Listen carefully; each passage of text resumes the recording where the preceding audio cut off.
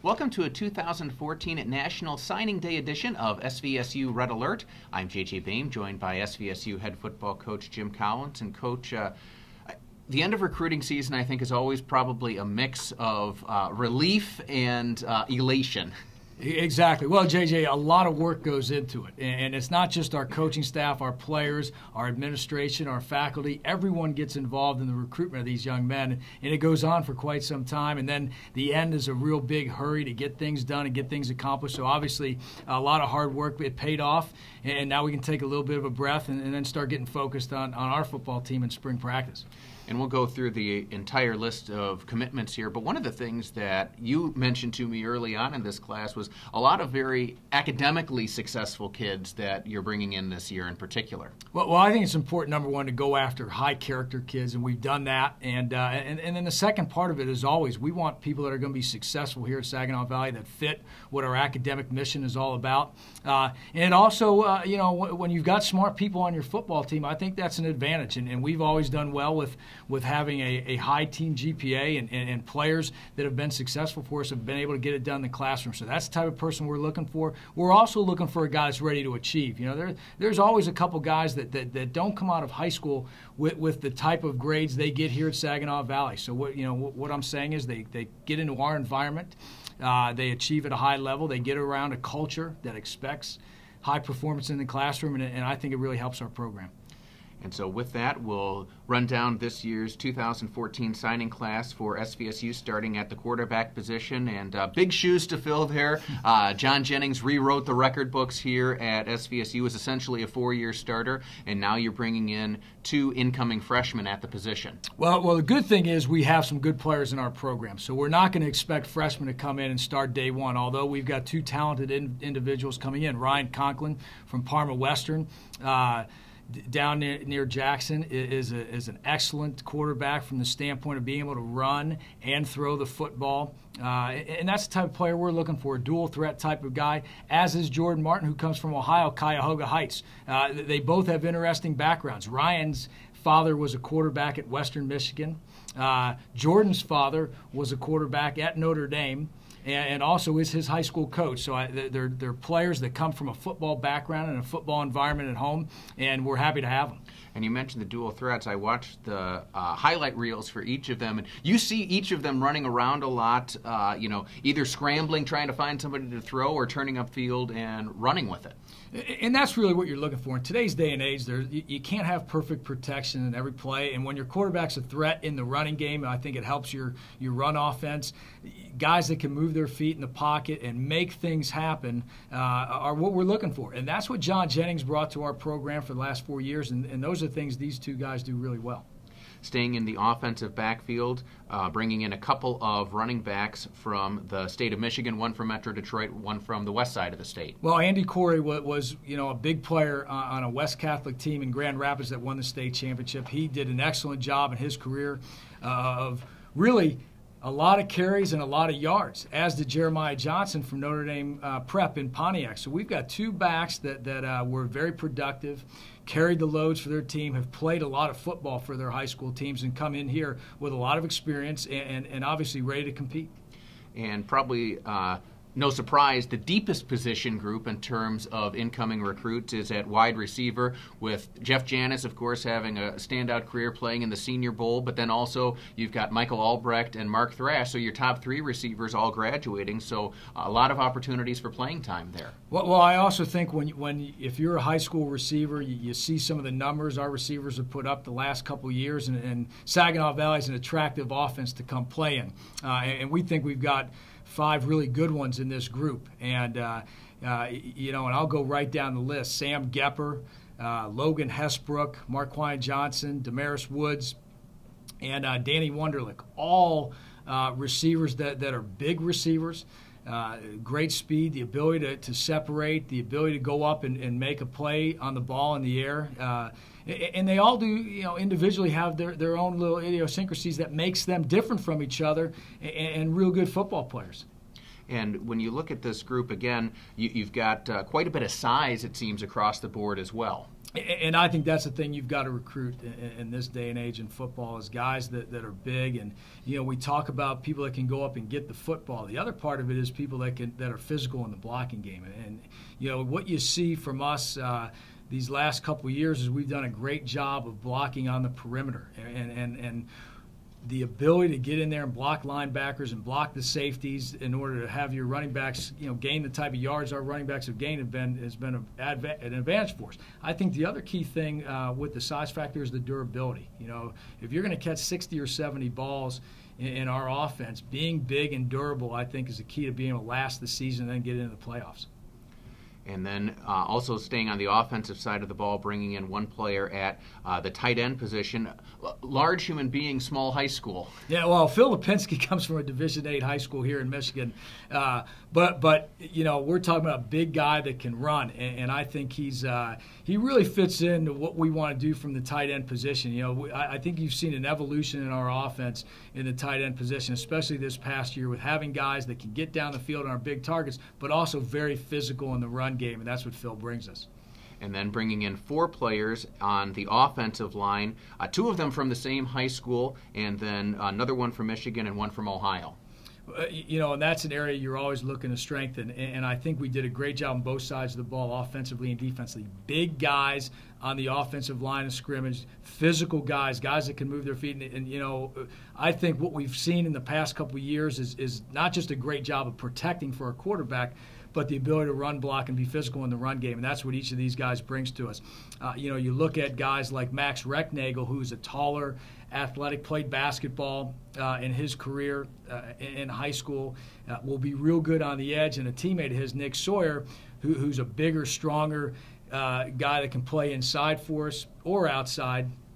Ryan Kelly is another one cut out of that same mold like Sawyer, big, strong athlete, really strong in the lower half and able to be a great drive blocker. And then Josh Humbert we got out of Columbus at Hilliard Darby, and they're known for running the football. So we really like that group. And then one player bringing in the kicking game, and that's Darren Ford. JJ, we hate to say it, but Scott Stanford has really matured in our program, and he's got a year left, so we really thought it was critical to bring in a quality kicker, someone that could also punt. And Darren Ford played quarterback at his high school as well, so he's an athlete, and we're excited to have him coming in this class. Looking at the defensive side of the ball, you've got 3 players coming in, 2 of them from the state of Michigan, and 1 from the far eastern edge of Ontario. Well, it's interesting you say that. Parker Bolton is someone that we got interested in our program after seeing him at camps over the summer, and he's made 3 long trips to Saginaw Valley and fell in love with it and really likes what our program and our university is all about. So he's going to do a great job. He's a guy that could play defensive end or defensive tackle. He's big enough to do both.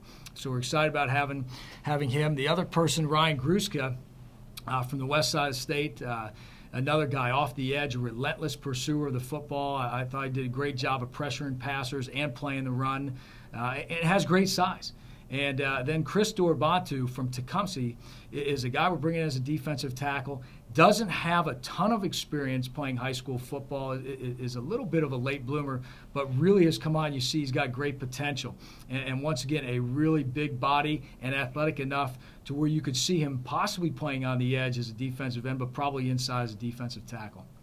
And moving to the linebacker position, right now 3 players who have committed thus far, including one of them from close to home at Midland High. Michael Alexander from Midland High School, once again one of the best programs in the state, and it's always good getting players out of Midland, local school. Relentless in terms of his ability to get to the football and very physical.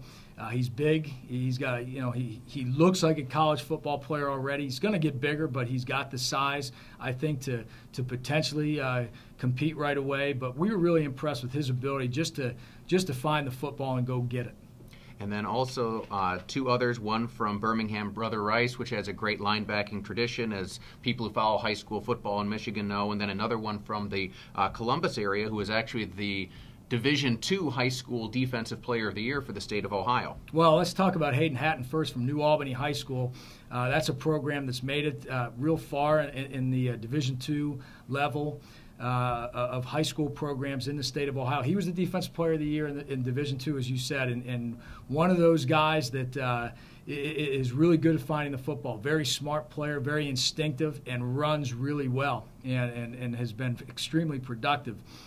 Jack Grissom out of Brother Rice, 3 state championships in a row is really impressive, and he was a big part of it. And he's a big guy that is athletic. What we really liked about Jack was his ability to get out of the box and play the pass, turn his hips and be able to get into pass coverage, as well as just be real physical against the run. And then also 3 players coming in the defensive backfield. And another one that, again, if you look at the state championship games, Alex Lewandowski out of Muskegon Catholic Central, was hard not to notice him. But some other players with some good size that you're bringing in the defensive secondary as well. Well, great note about Alex. He's the 3rd guy in this class that won state championships this past year in the state of Michigan. He did it all for Muskegon Catholic, and he was a running back and was a dominant running back, throughout his career, and obviously in the state championship game. But we're going to play him on defense. We think he's got great defensive instincts. He's physical. He does a great job of getting to the football. So we're excited about Alex being a defensive back for us. Probably plays safety. And then the other 2 guys, Dylan Dixon and Cedric Addy, I thought really separated themselves in a way that they were big guys that were really mainstays in the secondaries at their school. Now, Dylan Dixon played both ways, was an excellent receiver, but is a tall, big defensive back that we're probably going to play at safety, but probably has the athleticism to play corner as well. And that's exciting to get Dylan. And then Cedric Addy is really what you're looking for out of corners in this day and age. You saw Seattle win the Super Bowl with tall corners. Cedric is a 6'2", 6'3" guy that has great coverage skills and isn't afraid to stick his nose in there and hit people. So we're really excited about the defensive backs and think we found some great ones. What do you think now, as you get a chance to review this class in its entirety? What do you think this does to help move Saginaw Valley's football program forward? Well, one of the things that stands out, and you hate to single one group out, but you look at the receivers, and we really evaluated the guys we lost, the Thrashes, the Albrechts, the Janices, and we were looking for those type of guys. And really, I think we got those type of guys. When you look at a Logan Hesbrook who played for Ithaca state championship teams, you're talking about a tall guy that can run and go up and get the football. Mark Johnson, tall guy that can run and go up and get the football. Danny Wonderlich, tall, run and go get the football. I mean, we found guys that are playmakers in that group, and I think across the board, that's what you see in this recruiting class. Playmakers that are going to help you win on Saturdays, but are also going to do the things between Sunday and Saturday that are going to enable you to prepare to win, but you're also going to know you got high character people that are going to get the job done off the field as well as compete in the classroom. Well, Coach Collins, thank you very much, and thank you for joining us, and we hope that you have enjoyed this 2014 Signing Day edition of SVSU Red Alert.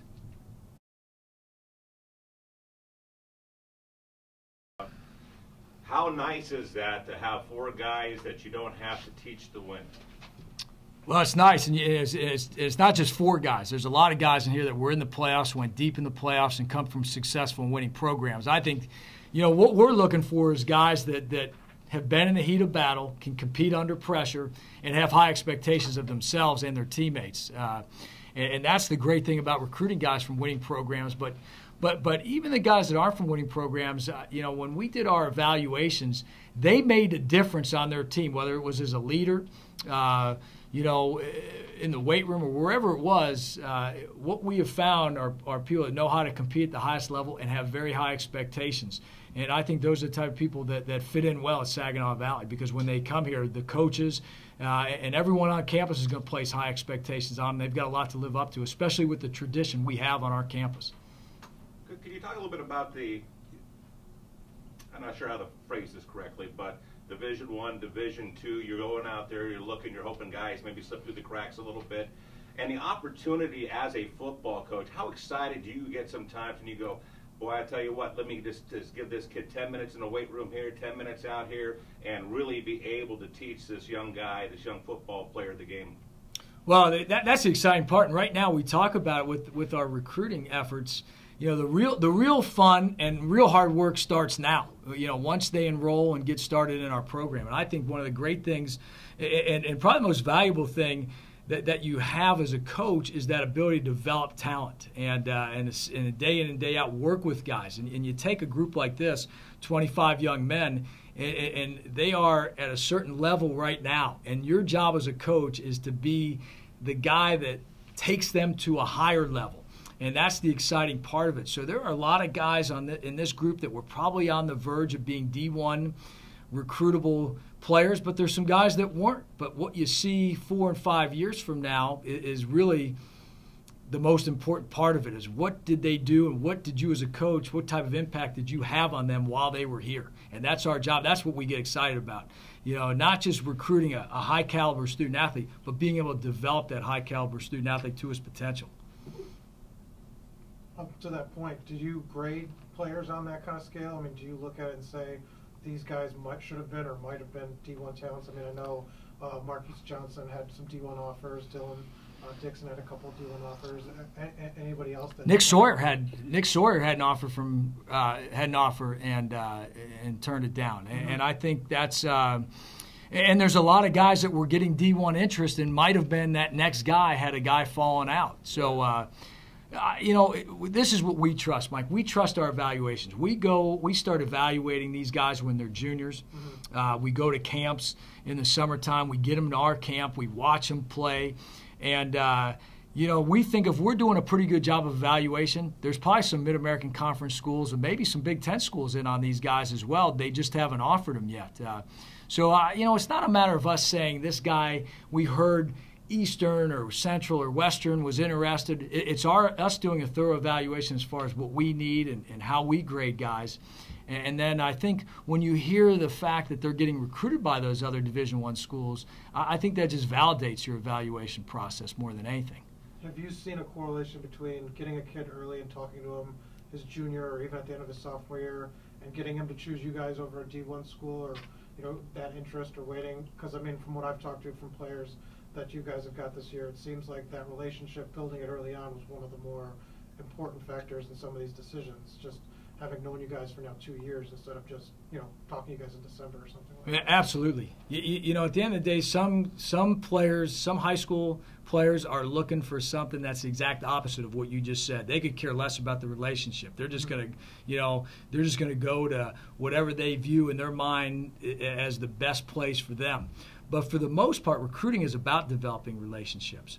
It's not just developing relationships with the recruits, the parents. It's the girlfriends, it's brothers and sisters. All of those things are important. When you're able to spend 2 years with someone or a year and a half with someone and develop that relationship of trust and understanding, I think that goes a long way. And when you look at this group and you talk to this group, a lot of their decisions were based on that. And can you talk about the importance of Ohio for you? I mean, I got a couple. Hatton obviously player of the year there, but it seems like consistently you come up with 4 or 5 guys, very talented out of that group. John Jennings obviously leaving, somebody from Ohio, but you've had a lot of success. Can I talk about that pipeline and how that's developed for you? Well, the Ohio connection really just comes from what we talked about, relationships with the coaches that we know down there. And we're going to trust that if they call us up and say they've got someone that's pretty good that they think can help us win, we're going to take that serious and evaluate that. And the other part of the whole recruiting process is not just the development of the relationship between coach and recruit, but it's also identifying the right fit. And when you find guys that you think are the right fit for your program, our kind of guys are going to be high-performing guys in and out of on and off the field, as well as the type of character that you're looking for.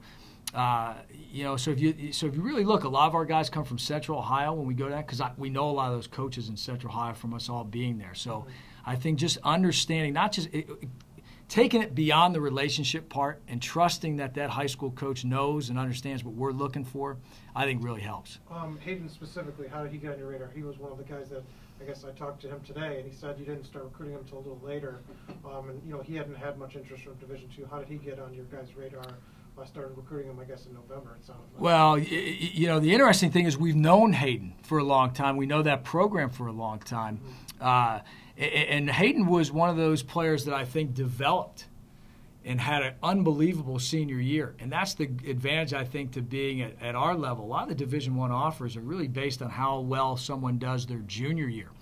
Whereas I think in Division II, you can wait a little longer to offer some guys. And he came on with had an outstanding senior year. I'm not sure he was a Division II prospect going into his senior year, but he became one after what everyone saw his senior year. And here's the funny thing about Hayden Hatton. He grew up in the same hometown that we used to live in. And Hayden went to school with one of my sons, so we knew the Hatton family. Okay. And that enabled us to be able to get in a little bit later with the fact that there was a pre-established relationship with the Hattons.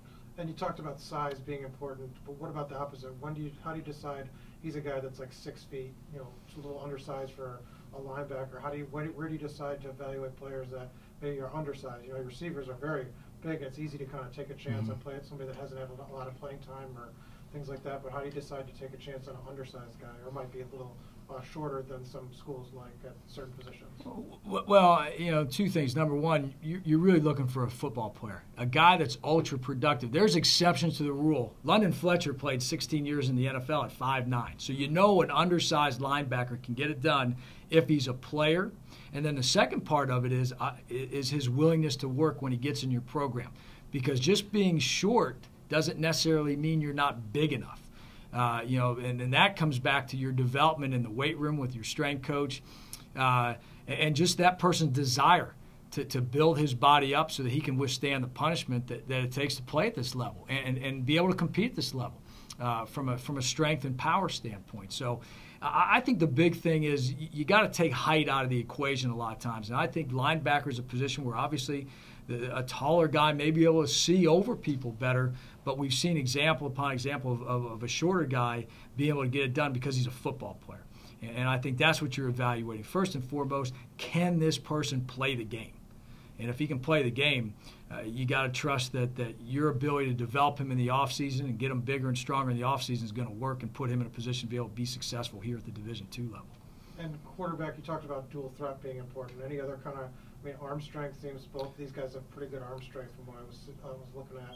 Is that kind of 1-2 or what are kind of the both seem in that John Jennings mold as well?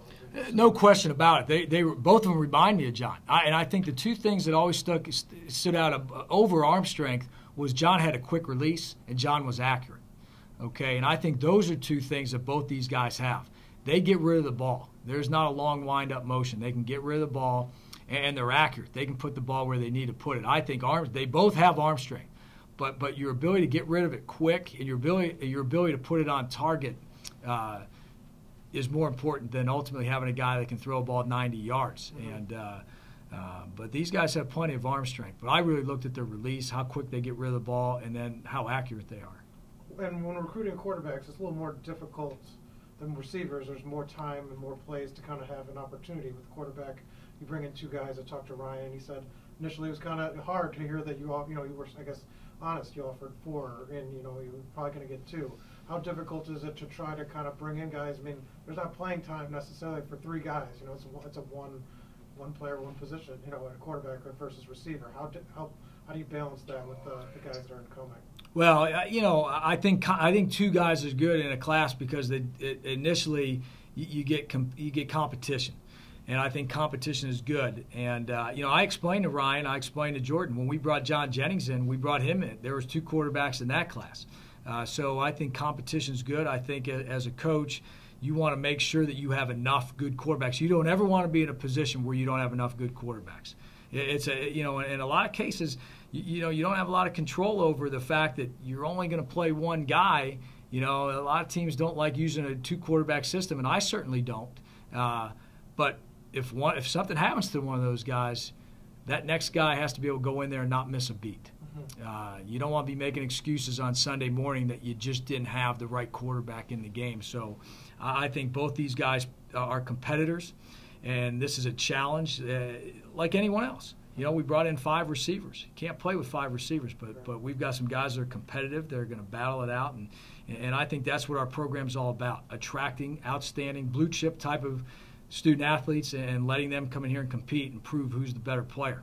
And recruiting generally, you've had a lot of success recently. Your tenure, have you seen that pay dividends now? Is it more so than a couple of years ago? I mean, what have you noticed, playoffs 3 of the last 5 years, the GLIAC championships, has that made a difference over time? Have you seen a difference from this year to a couple of years ago even? Well, the interesting thing about that question is recruiting is challenging and a lot of hard work regardless. Right. And there's a lot of great programs out there, and there's a lot of good programs out there. But the one thing that you see constant in this profession is every single coach, regardless of what their record was last year or the last 5 years, is going to work hard on the recruiting trail. So more than anything, the hard work our coaches put in is what pays off. Mm-hmm. The developing of that relationship is work, it's time, it's effort.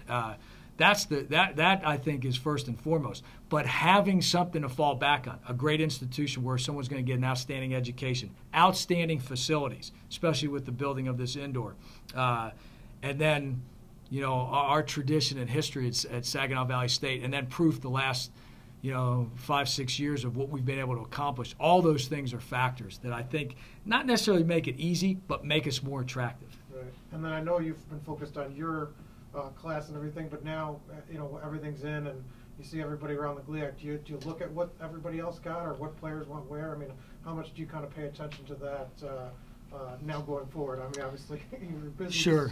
Yeah. Well, you pay attention to it a little bit. I think for the most part you focus on the guys that you really wanted, mm-hmm. and we feel like those are the guys we got. And you don't win every battle on the recruiting trails, so we know where the guys that we didn't get went.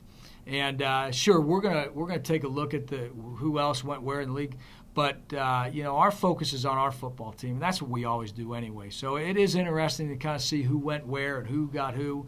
But at the end of the day, so much of our focus is on us that we don't really give it too much thought.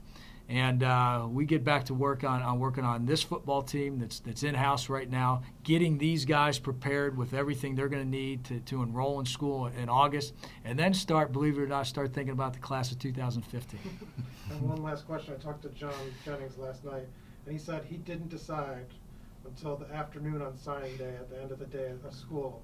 Did you remember that and what went through your head? I mean, I guess he was last minute. He called his mom, he said.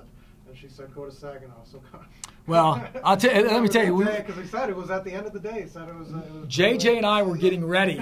We were sitting. We did it downstairs that year, but we were sitting there, and someone came in and said, "Jennings is sending his fax." And we got excited, Mike. We got excited when that happened. We delayed the show.